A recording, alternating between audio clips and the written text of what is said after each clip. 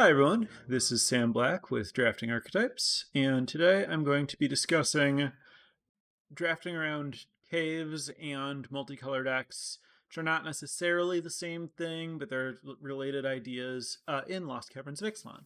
As always, the notes are available to follow along for limited guru and above level patrons of patreon.com/draftingarchetypes at patreon.com/draftingarchetypes.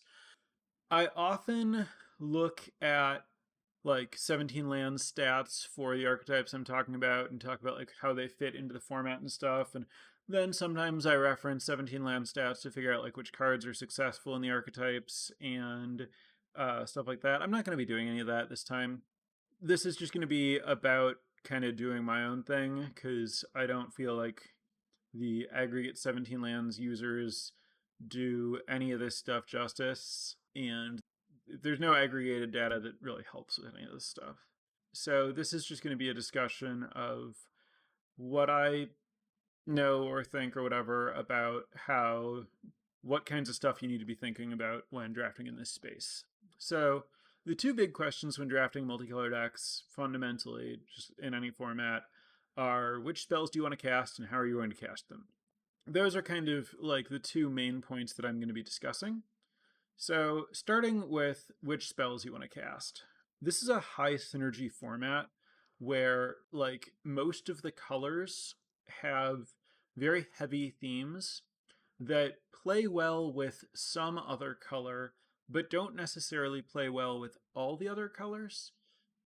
And that means that there's not like a ton of incentive to play a 5-color deck because it's hard to get cards from all 5 colors to like interact cohesively. That said, there are some reasons, and every color at least has some cards, maybe at high rarity, that you might want to splash in a deck if like mana cost were not an issue. But you want to be really, really careful. So in general, if you're playing a deck with multiple colors, like 3 or more, you're generally not playing a very aggressive deck. More colors and control kind of go hand in hand because it's generally going to like the fact that you're playing more colors is going to slow you down in some way, and that's going to not support an aggressive strategy. Well, it is going to give you access to more powerful cards in the draft.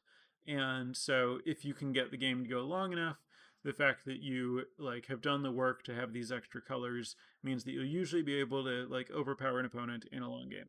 So the question is, what sort of end game are you building toward, and what kinds of powerful cards are you trying to support, and how many different kinds of powerful cards can you support in a single deck? So where you're going to run into issues are, I guess, like looking at specific examples of strong things that you could be building toward, but that require some amount of like deck space, sometimes a high amount of deck space to properly support. You could have Cave Matters stuff. You could have Chupacabra Echo, which would want you to have a lot of ways to get creatures into the grave or permanents into the graveyard, and preferably ways to recur your Chupacabra Echo. Chupacabra Echo being the 2 and a black 3/2 ETB, target creature gets minus descend till end of turn. You could be supporting Master's Guide Mural. Master's Guide Mural being 3 white blue artifact ETB, make a 4/4, and then you can spend 7 mana and craft it with an artifact to turn it into a thing that taps to make a 4/4 that you can only use if an artifact has entered the battlefield under your control this turn. You could be supporting Twists and Turns, the 1 mana green enchantment that when it enters the battlefield, a creature explores. Whenever you explore, you scry 1, and then it flips into like a Search for Azcanta, but for creatures when you play your 7th land. That's going to want a pretty high creature count in your deck, so that if you invest the mana in activating it in the late game, you'll reliably hit a creature and get paid for that mana. It looks like it's an Explorer theme card. It really isn't. You usually can flip it pretty quickly after you play it. It's not going to make your Explorer that much better most of the time, and it's not like you need, like, the thing that it's doing, its primary function in most games is flipping and finding creatures rather than powering up your Explorer by adding Scry to your Explorer, which just doesn't matter that much. Sunbird Standard is another like uncommon build around that can kind of be your game plan. It's weird to talk about just like a manolith as a game plan. Sunbird Standard is a 3-mana artifact that taps for a mana of any color, and then you can craft it with any number of cards, and it becomes a creature with power and toughness equal to the number of different colors that went into crafting it, and it taps for mana of each color that went into tapping it, and it has haste and flying. This can be played kind of as an afterthought in a 3 or more color deck that needs some help with its mana. But especially if you have multiples, it can kind of be what you've drafted your deck around. And like this 5/5 haste vigilance flyer that taps for 5 mana can kind of be your end game if you're a 5, or, pretty similar effect if you're a 4 color deck.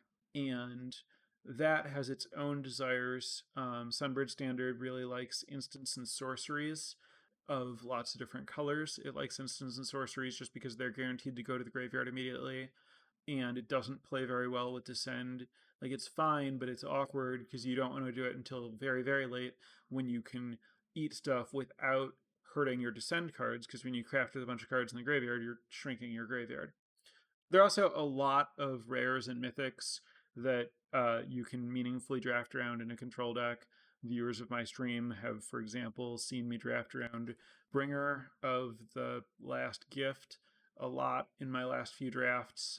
That obviously wants like high creature count and a lot of self-mill, and ideally ways to remove stuff from your opponent's graveyard, and not too much removal that isn't exile removal and stuff like that. Different cards are going to put different restrictions or requests on the composition of your deck, and you really want to, like, when you're taking a card like Master's Guide Mural, think about like what's the minimum number of cards that fit with that theme do I want to play to be happy playing this card, and how much overlap is there in those cards with other cards that I want in my deck, and like, can I fit all the different pieces into my deck? If so, how careful do I need to be to make that happen? So it can get tricky if you're not super focused and you're playing a lot of different colors. I mentioned Cave Matters cards as something that you could care about. Not all Cave Matters cards are created equal. Some need very different numbers of caves to work than others, and some support like different game plans. But in general, there's some overlap between cave and self-mill, because milling can hit caves, and caves in your graveyard count for most of your stuff that scales with caves. So just something to be thinking about there, where they kind of point to each other. As for like commons that you should be thinking about for these kind of slower, more controlling decks, I would say white offers few splashable cards that are especially good without support for artifact stuff, right? Like, a lot of white's strongest cards are things like the Saw Blades and the 5 damage to an attacker that flips into a 5/5 vehicle, and the Clay Fired Bricks that finds a plains and gains 2 life and flips into making 2 gnomes and giving your creatures +1/+1. But both of those cards require artifacts to craft with to make the most of them, and so that means you need to like have some artifacts around, ideally in your graveyard, that you want to craft with, and that's not going to like play very well with the Descend stuff that mostly doesn't like artifacts, because artifacts don't naturally put themselves in the graveyard. Sole exceptions, well, the sole exception to that specific thing being the Puzzle Door. Puzzle Door is the best way to kind of glue together the Descend stuff and the artifact stuff. There's like a base Esper control situation that I think is like pretty good for merging some of the black stuff with some of the white and blue artifact stuff. But I think, all that stuff requires pretty careful planning. Outside of the like artifact crafty stuff, white offers, I guess, like the Cloud Guard is just a generically functional card. You could put it in any deck, it's fine. The 3/2 flyer that makes a 1/1. And then it also offers Petrify and Quicksand Whirlpool as just like playable removal spells, but Petrify is a little bit awkward if you care about your graveyard either for Descend or Sunbird Standard or whatever, because it tends to just like hang out on the battlefield. And Quicksand Whirlpool does go to your graveyard, but it's not a permanent. It's a pretty solid removal spell for a control deck. Like if your opponent's attacking you, you're often going to be able to kill stuff for 3 mana, and it offers insurance against gods and stuff where you really need to exile. But a lot of my decks, as I discussed in the Descend episode, when you care about the Descend, you really want to like minimize your instants and sorceries, and so this wouldn't really necessarily be worth splashing for. But it's a great card if you're like in the Sunbird Standard spell control space, but that's still relatively few commons overall. Blue also mostly offers like strong instants, but also good flying creatures at common. The card that's most likely to pull me into blue, just across all of my controlling decks, is Sinuous Benthasor, even though it's uncommon. It's just very, very splashable and doesn't require that much commitment to caves. So it's a good kind of entry point into blue as a color, because you don't need a lot of blue sources because it's good late, and it's a good entry point into caves as a strategy because you don't need very many caves and you don't need them until late, and it's a very powerful payoff for having this stuff. Black is probably my most played color. It offers a very good mix of like good removal, self-mill, recursion.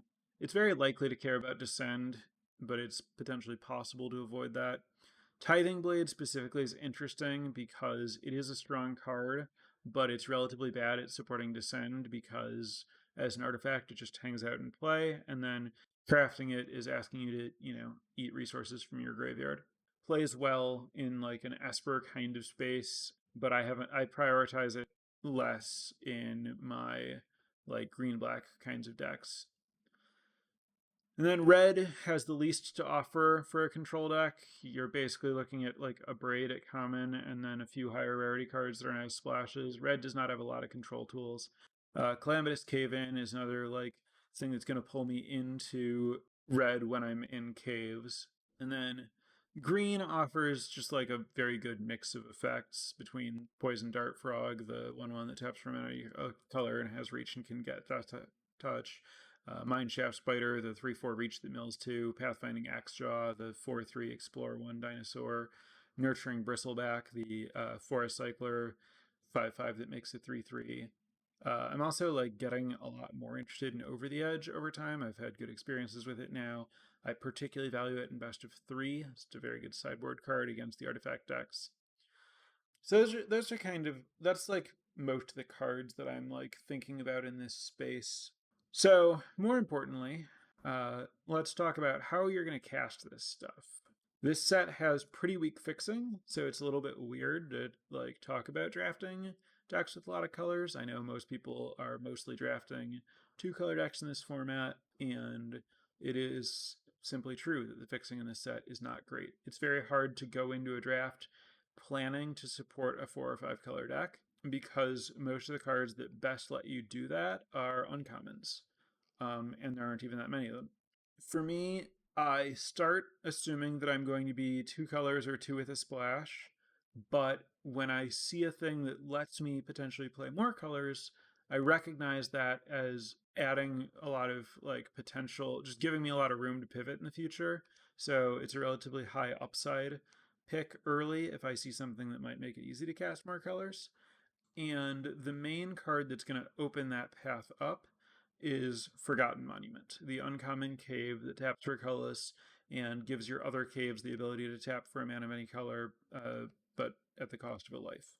This card is very, very strong, relatively low opportunity cost to play. As long as you have like 6 or more other caves, it's generally going to make your mana better rather than worse, even though it's a colorless land. And it usually goes very late. This card tables on average.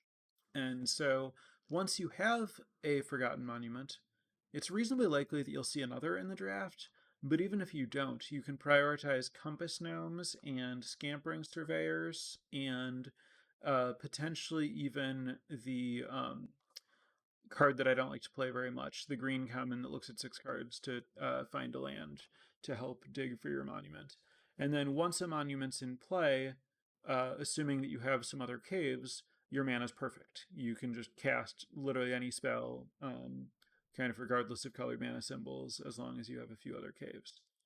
And the fact that gnomes and scampering surveyors exist means that you can kind of count on having your monument even if you don't have that many monuments in your deck. So it's like pretty easy to get a deck that has like 4 or 5 cards that are going to give you access to Forgotten Monument, at which point you can cast all your spells. And then because Forgotten Monument wants you to just play whatever caves you can, you'll often end up with Promising Veins and Captivating Caves. Promising Vein being the cave that taps for colorless and you can spend 1 and sack it to find a basic, and Captivating Cave being the cave that you can spend 1 and tap it to get a mana of any color. So you'll have some of those most of the time, and if you haven't found your monument, then those can go a long way toward like forgiving some of the ambition of trying to play all those colors and letting you cast your spells while you haven't found your monument. Monument is the cave currently that I generically value highest early in the draft as far as opening potential, just because it has the most transformative impact on your deck in terms of like what it allows your mana base to do. Captivating Cave does by itself fix for any color, but it only fixes, but it slows you down. Like it costs an extra, it makes your spells cost an extra mana, and it can only fix for a single colored pip. You generally don't want to get too ambitious with splashing things that are double, but if your deck reliably has a lot of Forgotten Monuments, you can just play, like you can splash a Join the Dead, which costs 1 BB, the common removal spell as your only black card, no problem. So, as to the real point of all of this, which is how do you draft caves, the secret is early in every draft, I'm always drafting caves. I don't mean that I take every cave that I see, but there's not, for me, there's not some kind of like binary switch where like I'm either drafting caves or not drafting caves and it's on or off. Caves are always on my mind in this format, in especially like throughout the first pack. I might decide that I'm not interested if I'm on a very, very focused, aggressive 2-color deck. But anytime I'm playing an even somewhat controlling deck, I recognize that there's a lot of potential to just like the power offered by caves. And so anytime I'm not giving up a lot by passing the other cards in the pack, I'll take a cave, some kind of cave support, cave payoff. Don't really care what it is. If it's in the cave space, it will either have a pretty high ceiling on its power level if I end up with a bunch of caves, or it'll make my other card, like my cave stuff, more powerful if I have it. It just lets me use some powerful cards to start going down that path. And so, since I'm always kind of trying to draft to prioritize cards based on their ceiling rather than based on their floor, because I get to draft to play them at their ceiling, most of the ceiling on most cave cards is going to be a lot higher than the ceiling on any kind of replaceable common. So early in the pack, anytime, like if when you're drafting in paper, at least I'll, look through the pack and pull all the stuff I'm thinking about to the front. And basically any cave at any point in the draft is going to end up being one of those cards that like I want to at least consider in the pack.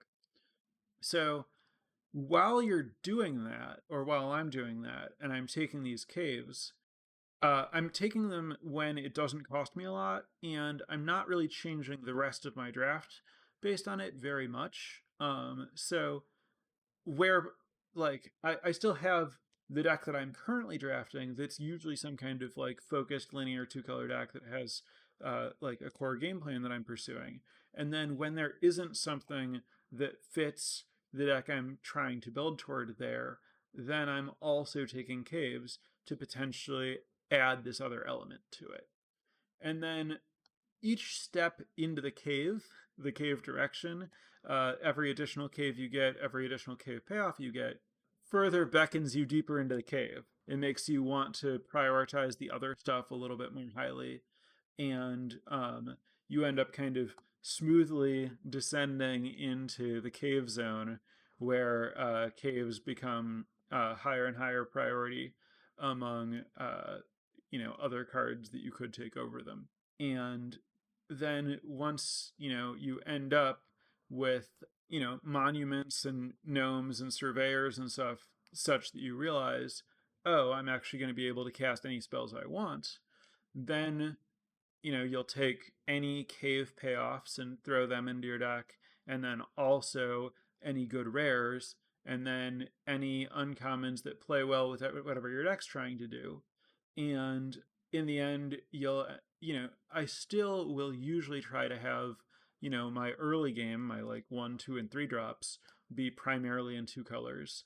But then it might get a little crazy later where it's just like, yeah, and then for cards that cost 4 or more mana or 3 mana rares, I just ignore their color and put them in my deck, and I'll be able to figure out how to cast them by then.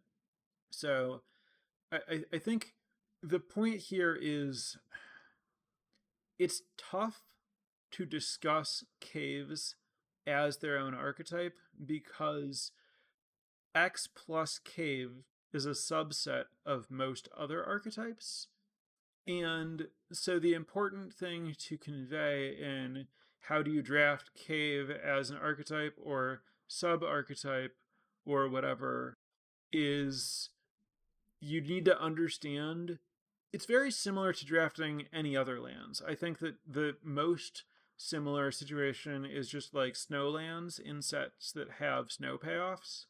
But for me, the exact same infrastructure applies to like lands collectively in limited, where just like in general, lands represent relatively high upside compared to replaceable commons because they add power to your deck in the land slot rather than the spell slot, and like you draft more cards than you play spells. So if some of your picks can be upgrading your lands instead, that's free real estate.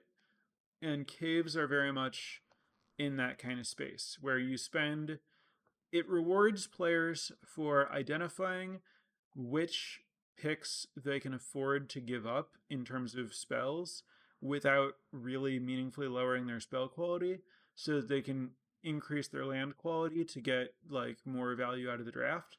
And so that same situation or reasoning or method, to the extent that it is, kind of applies to caves across a wide variety of archetypes. Again, there are different archetypes that are going to get paid differently for caves. Descend synergizes better with caves than not descend, and in general, the kind of payoff that caves offer is better in longer games, so slower archetypes value this more than faster archetypes. But the opportunity cost is generally pretty low in terms of like deck building once you already have the infrastructure drafted. So it's something that I'm generally going to be thinking about. Like even if I'm drafting blue red, which is like generally going to be pretty aggressive, I'll still prioritize caves early. And I think that you can end up building relatively controlling blue red with cave payoffs. And that's not always going to be better than the best fast blue red aggressive decks.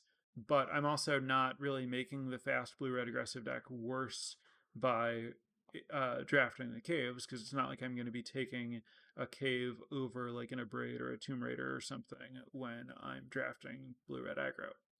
I guess this is to say my biggest advice on drafting caves is to have a really clear idea of which commons actually matter to you and which ones don't, so that you can avoid using unnecessary picks on replaceable commons that aren't going to make your deck appreciably better and will likely just pad your sideboard.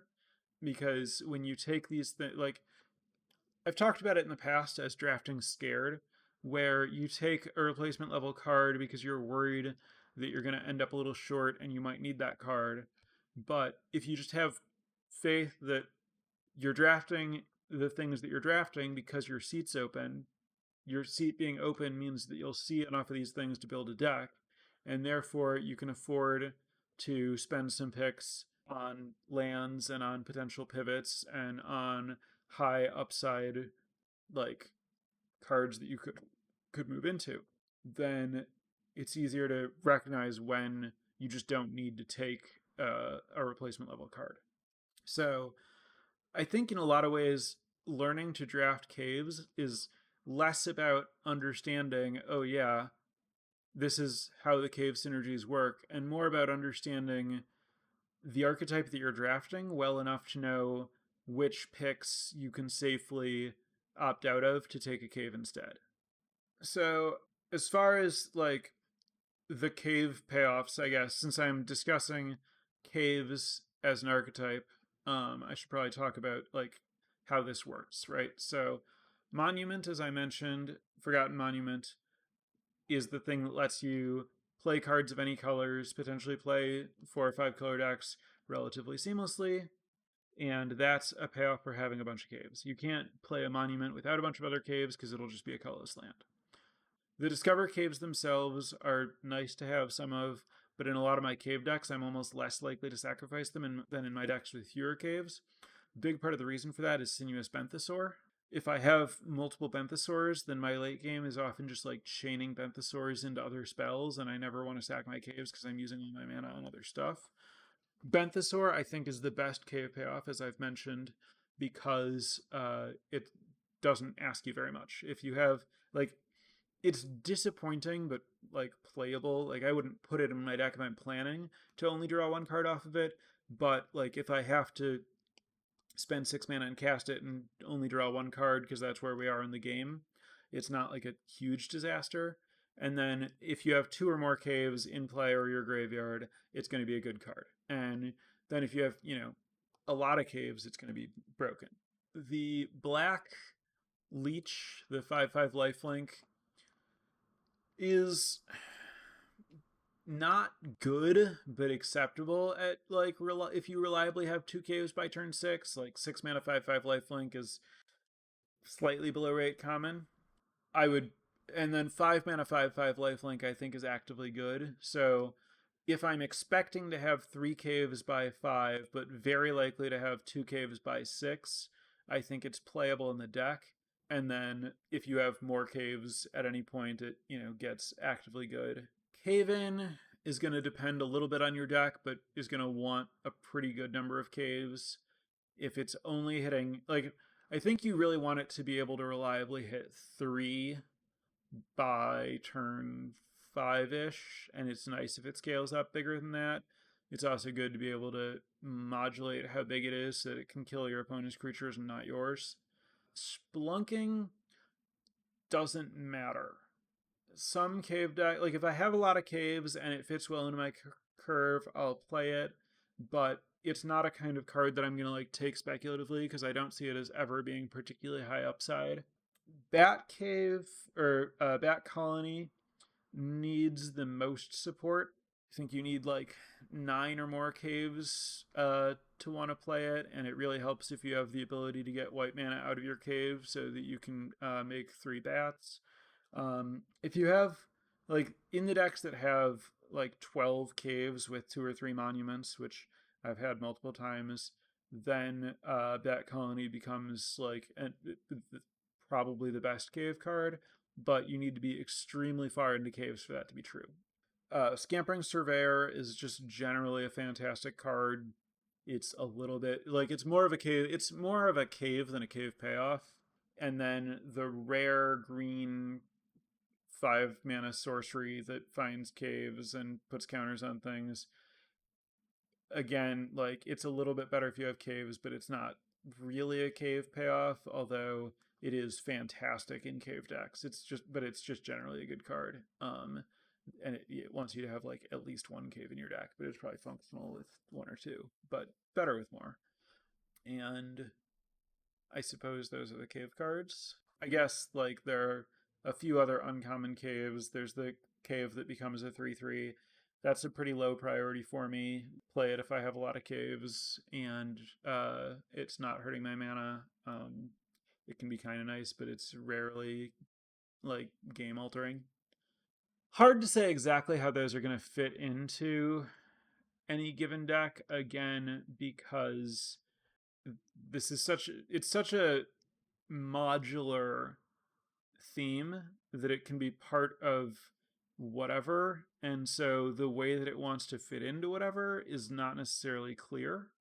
But I guess the most important point is really that caves, because of Monument, Vein, and Captivating Cave, make it pretty easy to play 3 to 5 colors depending on which of those and how many you have and everything else that goes into how many colors you can play. And then there are some cave related cards that you might want to splash, but more importantly, this set has a lot of strong rares and a few strong uncommons. And being in a position where you can just take all the best cards that you see can be very rewarding in this format.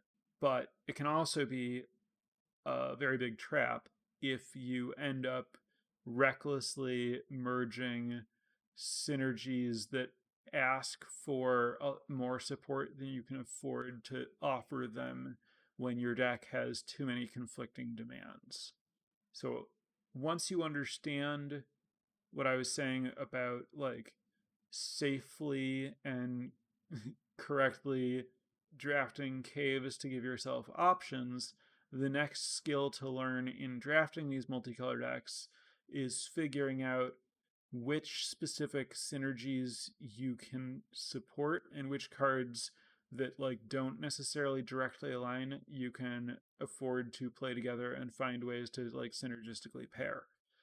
I suppose another important note, once you're trying to draft this like multicolor control pile, this format is fast, and cheap spells in this format are very good, and it's very easy to fall dangerously behind. Even and or especially the control decks want to have a low curve and prioritize good, cheap interactive spells. Stuff like Cogwork Wrestler, the blue 1/2 flash that gives a creature -2/- is a very reasonable multicolor control card if you have reliable blue mana early. You're looking for cards that are going to let you get to your late game, but you don't need a ton of expensive spells to win in the late game, because a lot of late game stuff are single cards that can take over the whole game, like Master's Guide, Mural, and Twists and Turns. And then they just want you to have a lot of cheap support and generally a low curve. And there are very, very few decks in this format that can get away with not just playing a ton of 1 and 2 mana spells.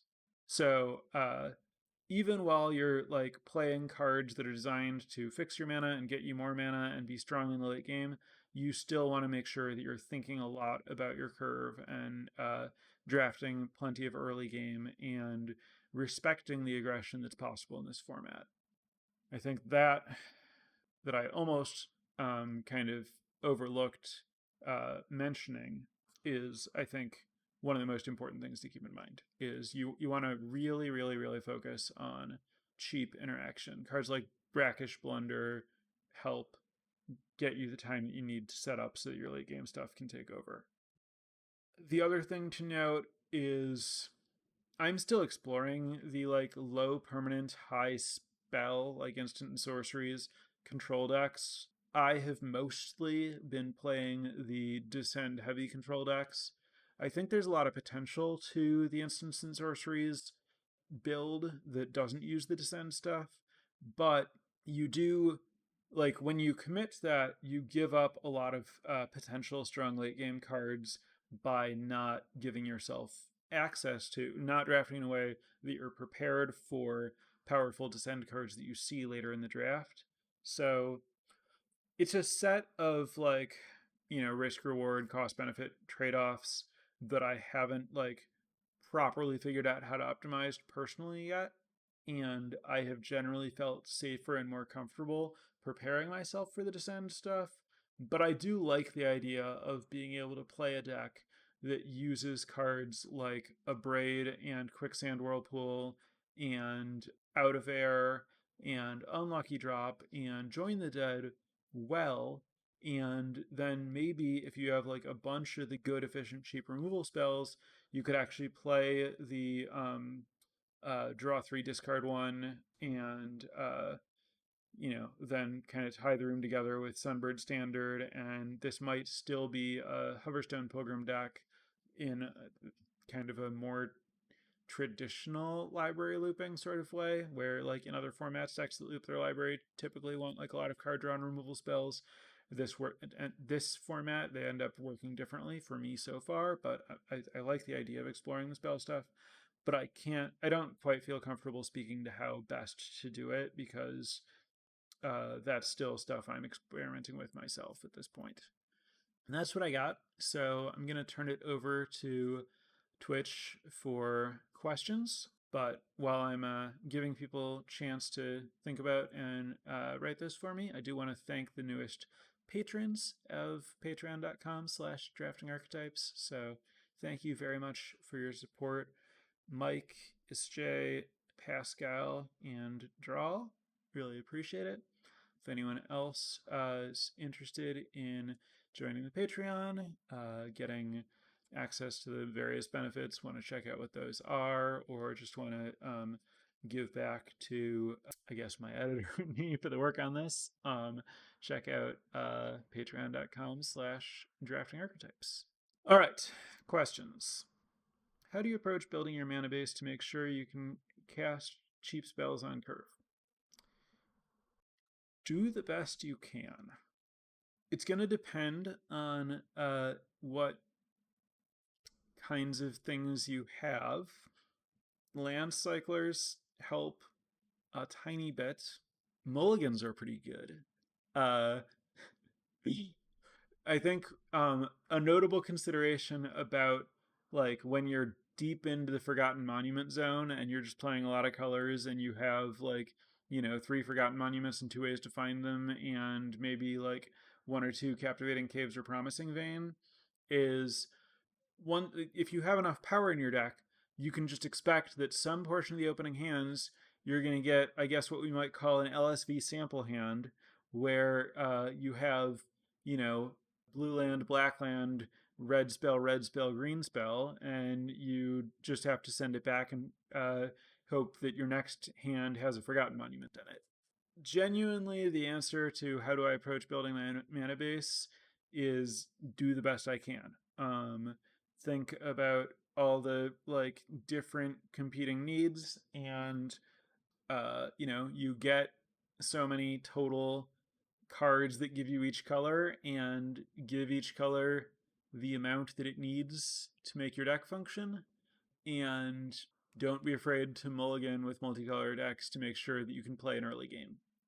It's interesting that Clockwork Wrestler is a good early way of interacting in multicolor decks, because I had the card pegged as tempo only card early on. It needs other early creatures to be best. Yes, it does want other early creatures.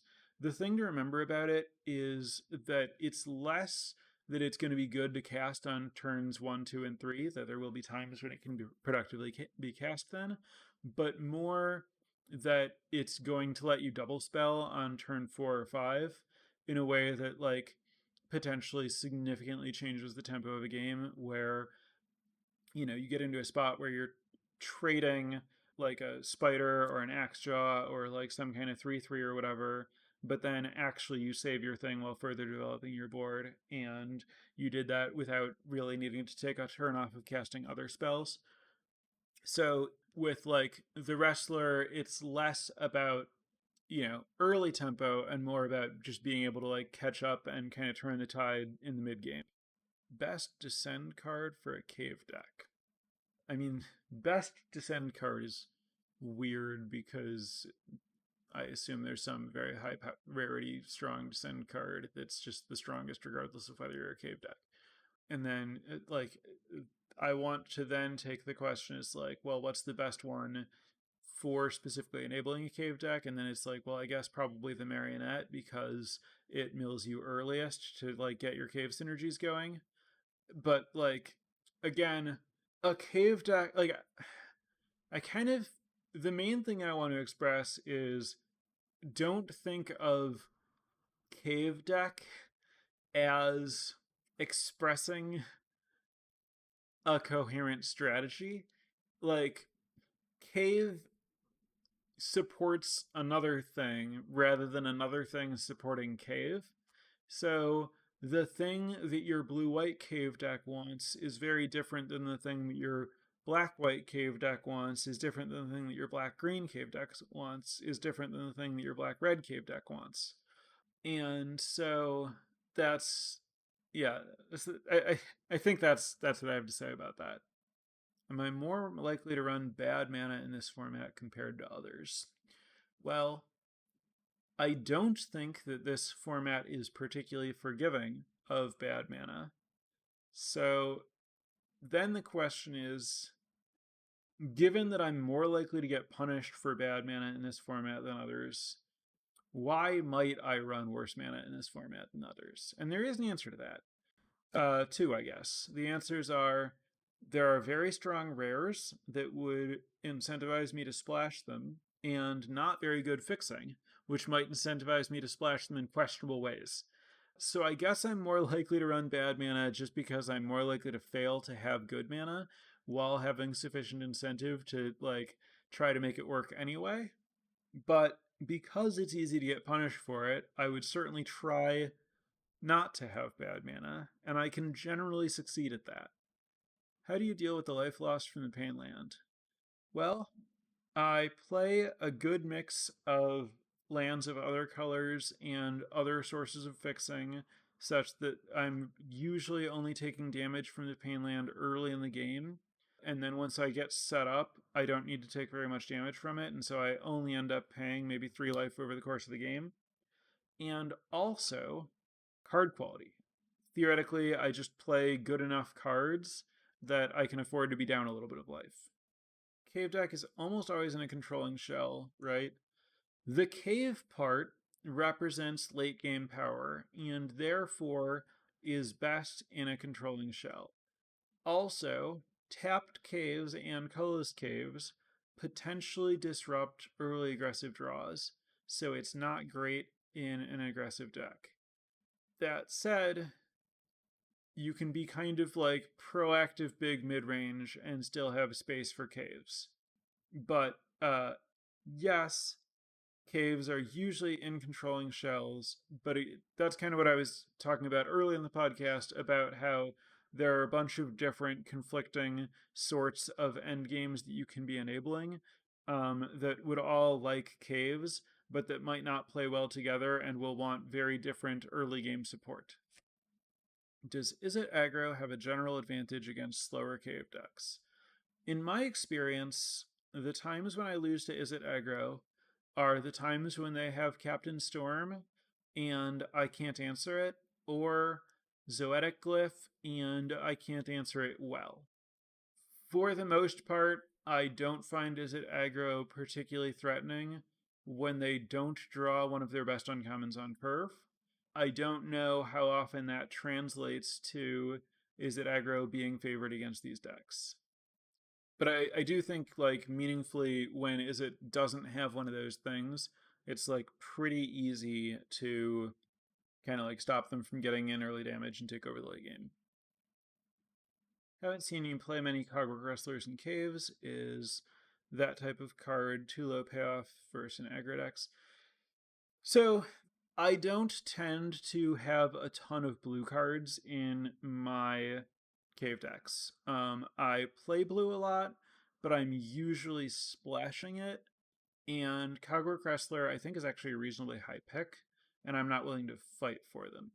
I think Cogwork Wrestler is a little bit better in the more like blue-white control, like blue-white base control places that like value the extra artifact around for crafting purposes and stuff. And yeah, I think to play Cogwork Wrestler, you want to have a decently high blue count because you do want to be able to be ready to use it in early game trades. Because once you get past turn 4 or 5, I think that the board is kind of going to be like stall. You're trying to get to a point where the board is too stalled for Cogwork Wrestler to be super likely to have an easy good use. Whereas, like, if you're ready to cast it on turns 3 and 4, you can often get into that spot where there's just like one creature attacking into and trading with another creature. So there's like there's a narrow window for Cogwork Wrestler to be at its best. It's very, very strong in terms of swinging tempo in that window, but you don't want to like have it in a deck that only has like 5 easy blue sources or something. All right, seeing none, I'm going to wrap it up there. Thank you very much for listening, everyone. Thanks especially to those who offered questions. Appreciate everyone, and I'll be back next week for something else. More Lost Caverns of Ixalan coverage. I am certainly in a place in this format where I'm drafting differently than other people in a way that I'm getting rewarded for, and it makes it hard to explore other things, which is why I've covered a lot of like pretty related topics. I'm still hoping to branch out, but keep ending up in my drafts kind of getting pushed into the same direction. So we'll see where that leads. Have a good week, everyone, and I'll be back next week. Prepare for light speed.